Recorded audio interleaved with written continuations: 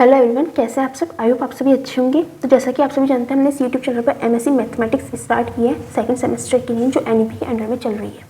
ठीक है, तो उसमें हम book number 3 that is advanced operation research start कर चुके थे, जिसमें हमने सबसे पहले टॉपिक लिया था सीक्वेंसिंग प्रॉब्लम्स। ठीक है, हमने बताया था सीक्वेंसिंग प्रॉब्लम्स क्या होती हैं और उसके 3 टाइप्स थे। हमारे सिलेबस में 3 टाइप्स दे रखे हैं, वैसे और भी अदर टाइप्स होते हैं।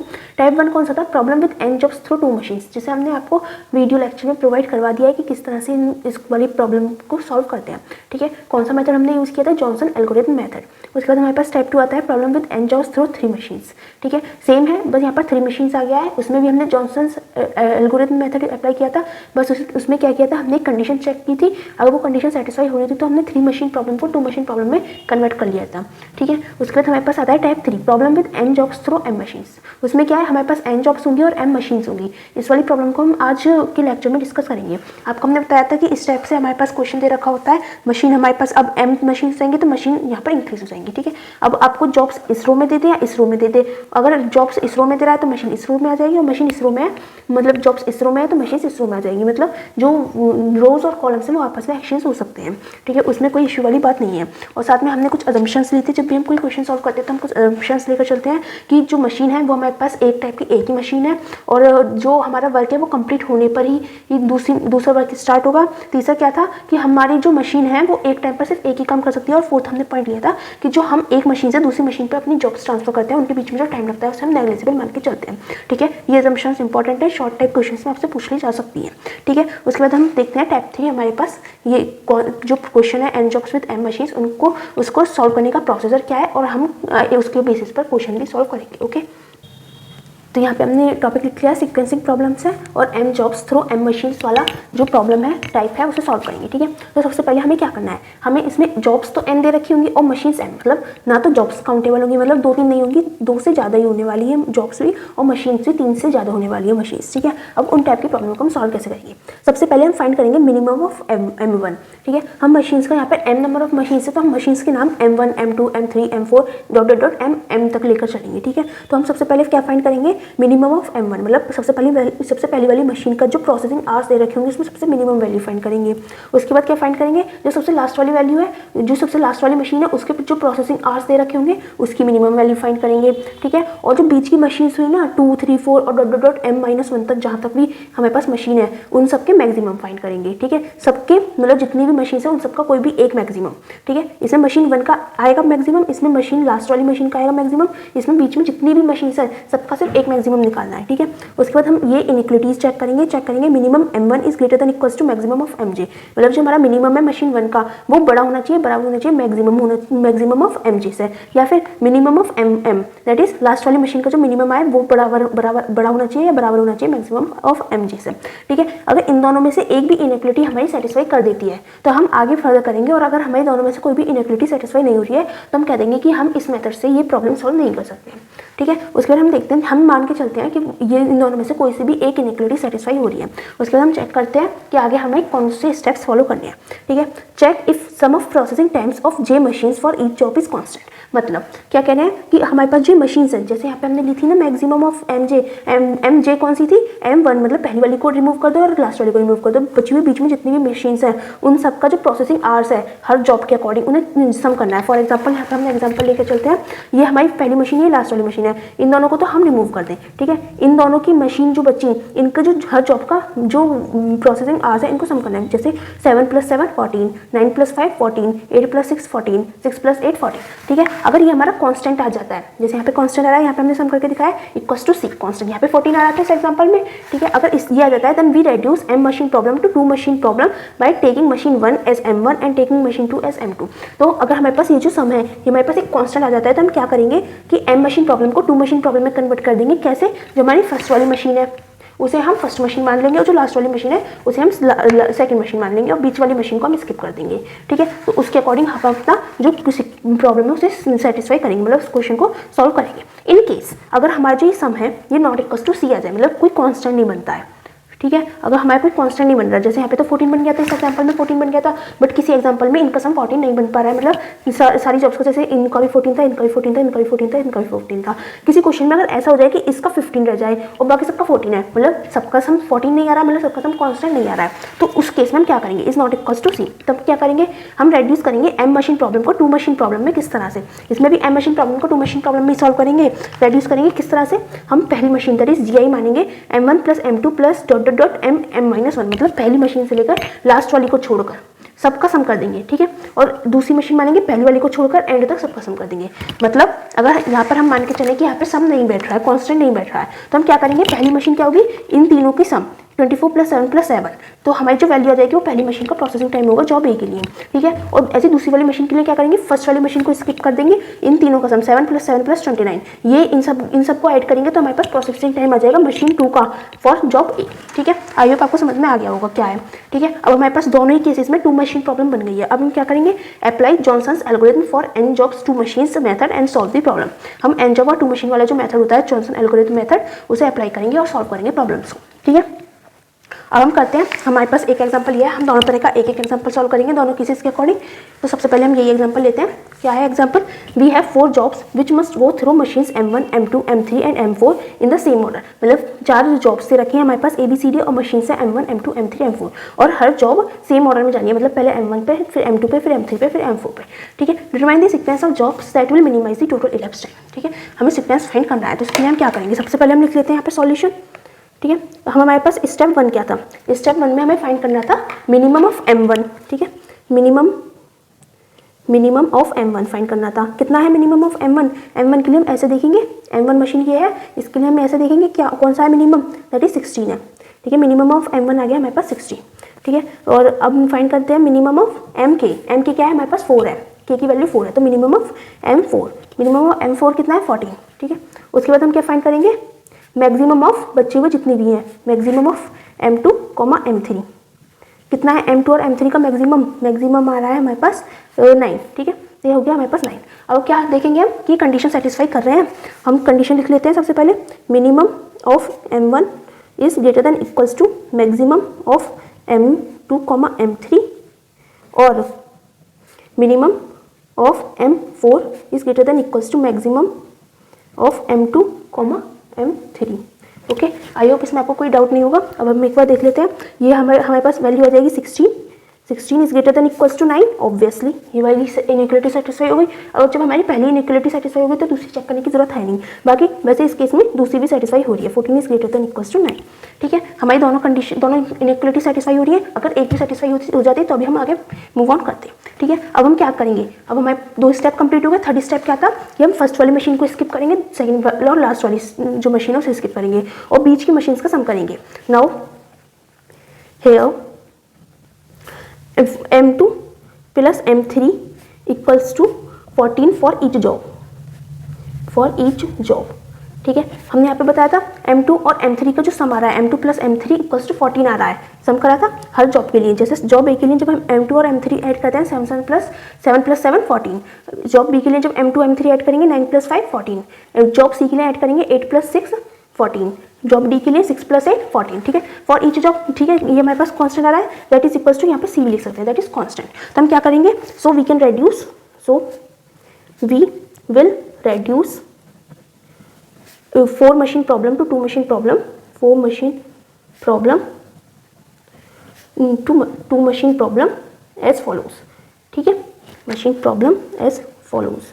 आई होप यहाँ तक आपको कोई डाउट नहीं रहा होगा, हमने कैसे कैसे कराया, आपको पूरे स्टेप्स बता दिए किस तरह से कर देंगे। M2 और M3 को स्किप कर दो, बस इन दोनों मशीन, फर्स्ट और सेकंड मशीन को, मतलब फर्स्ट वाली और लास्ट वाली मशीन को लिखा रहे दो। अब हम इसे किसी भी फॉर्म में लिख सकते हैं, हम चाहें तो इन्हें इसी स्ट्रेट लाइन में लिख लें, या फिर मशीन को हम इस रो में लिख दें और जॉब को, मशीन को हम इस रो में लिख दें, मशीन ऐसे लिख दें और जॉब हमारी ऐसे चलती है। हम कैसे भी कर सकते हैं, हमारे पास इजी तरीका यही होता है, मतलब जो अभी तक हमने क्वेश्चन करे हैं कि जॉब हमारे पास ऊपर के कॉलम में थी, तो हम ऊपर ही लेकर चलते हैं। जल्दी से हम टेबल बना लेते हैं अपनी, कौन कौन सी जॉब्स है हमारे पास, जॉब ए है, जॉब बी है, जॉब सी है, जॉब डी है, मशीन हमारे पास M1 है और मशीन हमारे पास M4 है। ये हमारे पास आ गई टेबल बनकर। जल्दी से क्रिएट कर लेते हैं, 1 सेकेंड, ठीक है। यहाँ पे हुई मशीन स्लैश जॉब। ठीक है, हमारी टेबल क्रिएट हो गई है। अब हम डायरेक्ट वैल्यूज पुट कर लेते हैं। M1 A पर कितनी वैल्यू है, A की 24। ठीक है, इधर आ गया हमारे पास 16, इधर आ गया 22, इधर 21, सिमिलरली 29, 15, 14, 32। ये सारी वैल्यूज हमने ऊपर से लिखी हैं, देखो 24, इधर 24, 16, 22 एंड 21। ठीक है, सिमिलरली हमने नीचे वाली मशीन्स के लिए लिख ली है यहाँ से वैल्यूज़, ये सारी वैल्यूज़ हमने यहाँ पे लिख दी हैं। ठीक है, M4 और M1 की वैल्यूज़ आ गई। अब हम क्या निकालेंगे, optimal sequence. The optimal sequence, optimal sequence will be. अब आपको पता है कैसे निकालते हैं ऑप्टिमल सीक्वेंस। हम एक छोटी सी एक टेबल बनाते हैं जिसमें हम सारी जॉब्स का एक सीक्वेंस लिखेंगे। जल्दी से सीक्वेंस लिख लेते हैं, 1 2 3 4। हमारे पास 4 जॉब्स है तो 4 का सीक्वेंस बना दिया। अब इस टेबल में देखिए सबसे मिनिमम एलिमेंट कितना है, हमारे पास 15 है। 15 किस में है, सेकंड वाली मशीन में, मतलब पीछे से फिल करेंगे। ये B है तो सबसे एंड में होगी हमारी जॉब B कंप्लीट। इस वाली रो को कैंसिल कर दीजिए। उसके बाद देखिए सॉरी 14 है सबसे लोएस्ट एलिमेंट, तो यहाँ पे हमारे पास पहले C आएगा, C को कट कर दीजिए। उसके बाद हमारे पास 15 आएगा, B यहाँ पे आएगा हमारे पास। ठीक है, उसके बाद ये दोनों रोज कट हो गई। अब इन दोनों में मिनिमम एलिमेंट किसके पास है, D के पास 21, दैट इज M1 के पास। तो हमारे पास M1 फर्स्ट मशीन है तो D हमारे पास यहाँ पे आ गया और ये हमारे पास यहाँ पे आ गया। ठीक है, चारों रोज कैंसिल हो गई और हमारे पास ये ऑप्टिमल सीक्वेंस आ गया है। तो हम नेक्स्ट टाइप का क्वेश्चन देखते हैं। इसमें हमारे पास दे रखी है, ये हमारे पास मशीन है ABCDE और ये हमारे पास जॉब्स है 1 2 3 4। ठीक है, तो हम इस वाले क्वेश्चन में कैसे करेंगे, हमारे पास जॉब्स 4 है और मशीन्स 5 है, मतलब ये ना तो 2 मशीन प्रॉब्लम है ना ही 3 मशीन प्रॉब्लम है, ये M मशीन प्रॉब्लम हो गई। ठीक है, तो हम इसमें सबसे पहले क्या फाइंड करते हैं, मिनिमम ऑफ सबसे पहली मशीन जो सबसे स्टार्टिंग वाली मशीन, इसमें कौन सी है, A। Minimum of A equals to, minimum of A कितना है हर जॉब के लिए, मिनिमम ऑफ A कितना आ रहा है 5। ठीक है, उसके बाद क्या निकालते हैं, मिनिमम ऑफ लास्ट वाली मशीन, इसमें कौन सी है E। ठीक है, मिनिमम ऑफ E कितनी हो जाएगी, यहाँ पर मिनिमम कितना आ रहा है 6। ठीक है, उसके बाद हम क्या निकालते हैं, मैक्सिमम ऑफ जितनी भी बची हुई होती हैं, इसमें कौन सी बची हुई है, B C D। तो maximum of B, C, D क्या वैल्यू आ रही है, मतलब इस पूरे कॉलम में मिनिमम वैल्यू मैक्सिमम वैल्यू कौन सी है, मिनिमम तो 2 है, मैक्सिमम कितनी है 6। ठीक है, तो यहाँ पे हो गया हमारे पास 6। अब सेकंड कंडीशन, सेकंड स्टेप क्या होता है हमारे पास, हम इनइक्वालिटी चेक करते हैं।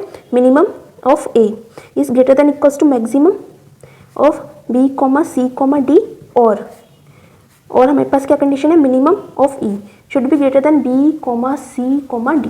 ठीक है, इन दोनों में से कोई सी भी कंडीशन हमारे पास सेटिस्फाई हो जाती है तो हम आगे फर्दर प्रोसीड करते हैं। ठीक है, अब यहाँ पे हम सेटिस्फाई करा के देख लेते हैं। 5 is greater than equals to 6, नहीं, ये वाली कंडीशन तो सेटिस्फाई नहीं हो रही, बट ये अगर चेक करें तो 6 इज इक्वल्स टू 6। ठीक है, 6 इक्वल्स टू 6 ये वाली कंडीशन में सेटिस्फाई हो रही है, तो हम क्या कह सकते हैं, हम कह सकते हैं कि वाली प्रॉब्लम हम फर्दर सॉल्व करेंगे। ओके, सबसे पहले हम लिख लेते हैं क्या, since second inequality satisfied, second inequality is satisfied, so we move further, so we proceed। ठीक है, अब हम इसके थर्ड स्टेप पर चलते हैं। थर्ड स्टेप में क्या करना होता है कि हम फर्स्ट वाली मशीन को स्किप कर देते हैं और लास्ट वाली मशीन को स्किप कर देते हैं, मतलब हमने ये वाली मशीन स्किप कर दी और ये वाली मशीन स्किप कर दी। ठीक है, अब जो बीच की मशीन्स बची हैं उनका सम करेंगे। फॉर एग्जाम्पल इनका सम करेंगे, इनका सम करेंगे और इनका सम करेंगे। अगर ये कांस्टेंट आ जाता है तो हमारा फर्स्ट जो केस है वो सॉल्व होगा, और अगर कांस्टेंट नहीं आता है तो हमारा सेकंड केस सॉल्व होगा। हम एक बार सम करके देख लेते हैं। 5 + 6 11 + 4 15 और 3 18। ठीक है, इनका सम 18 आ रहा है। उसके बाद देखते हैं 2 + 4 6 और 5 11 और 3 14। इसका 18 था, इसका 14 था, मतलब दोनों कांस्टेंट नहीं आ रहे, तो हमें थर्ड चेक करने की जरूरत ही नहीं है, बाकी कर ले। 3 + 5 8 + 6 14 + 2 16। तीनों की वैल्यूज डिफरेंट आ रही है, कांस्टेंट नहीं आ रहा है, तो हम क्या कह सकते हैं, हेयर क्या लिखेंगे, हम लिखेंगे processing hours for machine B, C, D for each job is not constant, यहाँ पे ये लिख दो, here sum of processing hours for machine B, C, D for each job is not constant. ठीक है, हमारे पास कांस्टेंट नहीं है, दैट इज हम ये भी लिख सकते हैं B + C + D is not equals to C। ठीक है, मतलब दैट इज कांस्टेंट, यहाँ पे कांस्टेंट लिख देते हैं। C मशीन के लिए भी आ रहा है, कांस्टेंट नहीं है, तो हम सेकंड केस से करेंगे, तो हम क्या करेंगे, so we will reduce our 5 machine problem to 2 machine problem। Okay, हम 5 मशीन प्रॉब्लम को 2 मशीन प्रॉब्लम में कन्वर्ट कर देंगे। किस तरह से करेंगे? एज फॉलोज किस तरह से? हमारी एक मशीन कैसे आएगी? हमारे पास एक मशीन आएगी GI, जिसमें हम स्टार्टिंग की 4 मशीन सेट करेंगे, AI plus BI plus CI plus DI, ठीक है। लास्ट वाली को छोड़ देंगे। उसके बाद हम दूसरी मशीन मानेंगे HI इक्वल्स टू फर्स्ट वाली को छोड़ देंगे, सेकंड से स्टार्ट करेंगे BI plus CI plus DI plus EI, ठीक है। हम इस तरह से हम मशीन्स मानेंगे। अब हम टेबल बना लेते हैं अपनी मशीन्स की, टेबल बना लेते हैं जल्दी से। तो यहाँ पे हमारी क्या आएंगी? मशीन्स, और इधर हमारी आ जाएंगी जॉब्स। जॉब हमारे पास क्या क्या है? 1 है, 2 है, 3 है, 4 है। मशीन है हमारे पास G और H, ठीक है। सबकी वैल्यूज पुट करें। चलो जल्दी से वैल्यू पुट करते हैं। तो सब GI के लिए क्या आएगी? स्टार्टिंग की 4 जो मशीन्स हैं उनका सम, ठीक है। फर्स्ट जॉब के लिए देखें 7 + 5 12 + 2 14 और 3 17। तो हम G के लिए मशीन 1 में लिख सकते हैं 17, ओके। उसके बाद G के लिए जॉब 2 के लिए में देखते हैं 6 + 6 12 और 4 16 + 5 16 और 5 21। तो यहाँ पे हम लिख दें 21, ठीक है। अब थर्ड मशीन के लिए देखते हैं, मतलब थर्ड जॉब के लिए 5 + 4 9 + 5 14 और 6 14 और 6 20। तो हम यहाँ पे 20 लिख देते हैं। उसके बाद फोर्थ के लिए देखते हैं 8 + 3 11 + 3 14 + 2 60, ठीक है। ये हमारी हो गई G मशीन के लिए। अब H मशीन के लिए क्या करेंगे? हम स्टार्टिंग वाली मशीन को स्किप कर देंगे और लास्ट वाली मशीन को लेंगे, ठीक है। तो जॉब 1 के लिए क्या हो जाएगा? 5 + 2 7 + 3 10 और 9 19, ठीक है। यहाँ पे हमारे पास वैल्यू आ गई 19। उसके बाद हम सेकंड मशीन के लिए लेकर चलते हैं 6 + 4 10 + 5 15 + 10 25। तो यहाँ पे आ जाएगा हमारे पास 25। उसके बाद हम लेके चलते हैं इधर 4 + 5 9 और 6 9 और 6 15 और 8 15 और 8 कितने होते हैं? 15 और 8 23, ओके। उसके बाद हम लेते हैं फोर्थ मशीन के लिए 3 + 3 6 और +2 8 और +6 8 + 6 14। यहाँ पे हमारे पास आ गया 14, ठीक है। ये हमारे पास एक मशीन 2 मशीन प्रॉब्लम में कन्वर्ट हो गई है। जो 5 मशीन प्रॉब्लम थी वो 2 मशीन प्रॉब्लम में हमारे पास कन्वर्ट हो गई है, ओके। अब हम इसमें क्या करेंगे? इसकी एक टेबल कंस्ट्रक्ट कर लेते हैं टेबल फॉर्म में। हमेशा लाइन बाद में खींचते हैं ना तो थोड़ा सा सही रहता है, हमें पता रहता है कि कितनी लंबी लाइन जानी है, वरना कभी कभी लाइन बहुत लंबी हो जाती है, कभी छोटी रह जाती है, तो उसमें ज्वाइन करना पड़ता है, ठीक है। तो अब हम क्या लिखेंगे? अब हम फाइंड करेंगे optimal sequence, the optimal sequence for given machine, for given 2 machine problem, ठीक है। अब हम 2 मशीन प्रॉब्लम के लिए सीक्वेंस फाइंड करेंगे। किस तरह से फाइंड करते हैं? मिनिमम वैल्यू चेक करते हैं, आपको पता है जॉनसन्स एल्गोरिथम मेथड अप्लाई करते हैं। सबसे पहले यहाँ पे हम एक छोटी सी टेबल बना लेते हैं। हमारे पास 4 जॉब है तो इसमें 4 कॉलम होंगे 1 2 3 और 4, ठीक है। अब हम इसमें सबसे मिनिमम एलिमेंट कौन सा है वो चेक करेंगे। यहाँ पर 14 है सबसे मिनिमम एलिमेंट। सेकंड वाली मशीन क्या है? मतलब एंडिंग से फिल करेंगे, तो सबसे एंड में हमारी जॉब 4 कंप्लीट होगी। उसके बाद कौन सा है? इस रो को हम कैंसिल कर देते हैं। उसके बाद हमारे पास कौन सा आता है मिनिमम एलिमेंट? हमारे पास 17 आता है। 17 फर्स्ट मशीन के लिए, मतलब स्टार्टिंग में, मतलब हमारी जो फर्स्ट जॉब है वो सबसे पहले कंप्लीट होगी। इस रो को भी हम कैंसिल कर देते हैं, सॉरी इस कॉलम को। उसके बाद इन दोनों में देखते हैं सबसे मिनिमम एलिमेंट कौन सा है? 20 किस मशीन में? मशीन 1 में, तो सी स्टार्टिंग में कंप्लीट होगी, ठीक है। 3 हो गया, इसको कैंसिल कर देते हैं, 2 आ गया हमारे पास ये। तो हमारे पास ऑप्टिमल सीक्वेंस ये आता है, ठीक है। अब इसके अकॉर्डिंग हम अब इसका क्या निकाल सकते हैं? इलेप्स टाइम निकाल सकते हैं, आइडल टाइम निकाल सकते हैं और सब चीज़ सॉल्व कर सकते हैं। आई होप वो तो आता होगा। तो मैं जल्दी से एक टेबल बना लेती हूँ। तो स्टूडेंट्स हमने ये टेबल बना ली है। यहाँ पे थोड़ी सी कटिंग हो गई है, हम यहाँ पे मशीन्स के नेम लिखते थे बट यहाँ पे जॉब्स के नेम आनी है, तो इस बात का आप भी ध्यान रखिएगा। हमने जो जॉब्स के नेम लिखे हैं ये इस सीक्वेंस में लिखे हैं जो हमने ऑप्टिमल सीक्वेंस निकाला था। अब इसके लिए हम इलेप्स टाइम और कैलकुलेट करेंगे। तो आपको पता है ना इलेप्स टाइम कैसे कैलकुलेट करते हैं। फॉर एग्जाम्पल जॉब 1 है मशीन ए के लिए, जब इन टाइम होगा तो 0 होगा। आउट टाइम क्या होगा? आउट टाइम हम ऐसे डिटरमाइन करते हैं, जॉब 1 मशीन ए में कितना टाइम ले रही है? 7। तो यहाँ पे आउट टाइम हो जाएगा मेरे पास 7, ठीक है।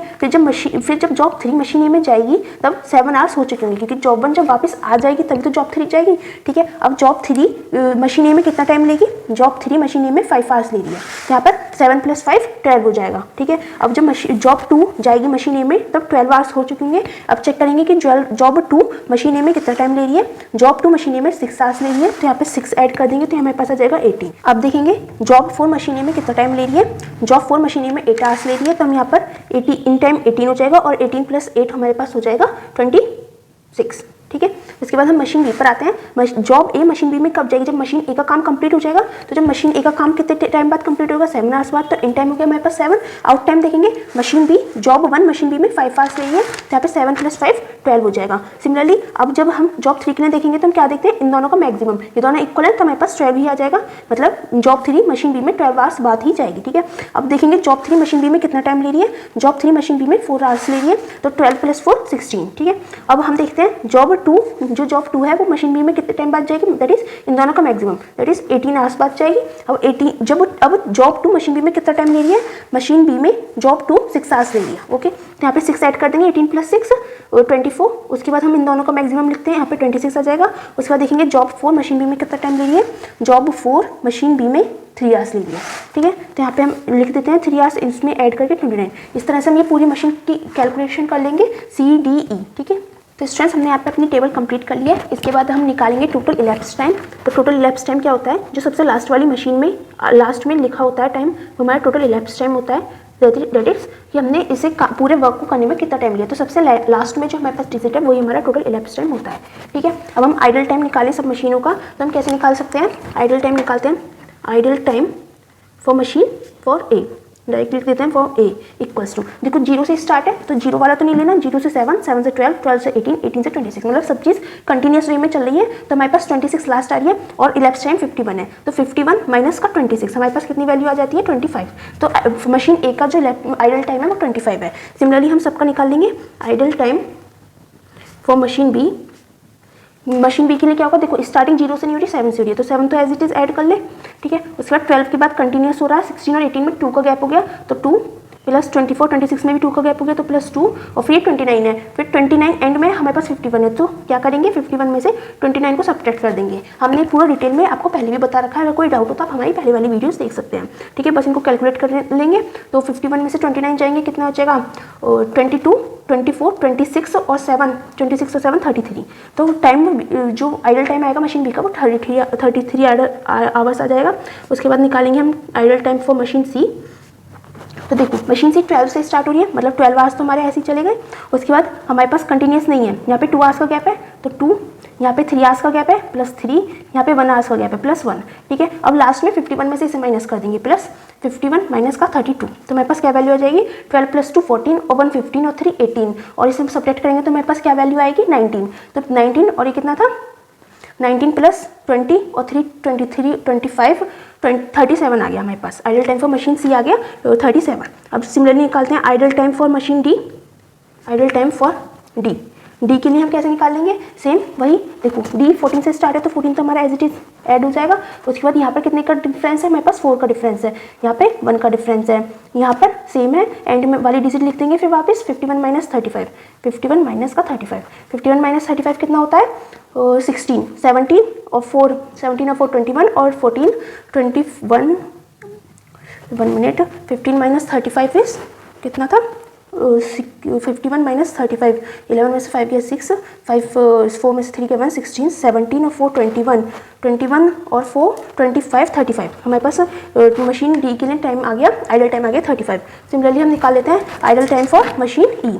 Ideal time for machine E, ठीक है, आप पूरा लिखिएगा फॉर मशीन ई, मैं अभी शॉर्ट में लिख रही हूँ। तो स्टार्टिंग देखो, स्टार्टिंग हमारी कितने से हो रही है 17 से, ठीक है, तो 17 तो हमारा एज इट इज आ जाएगा, ऐड कर दे।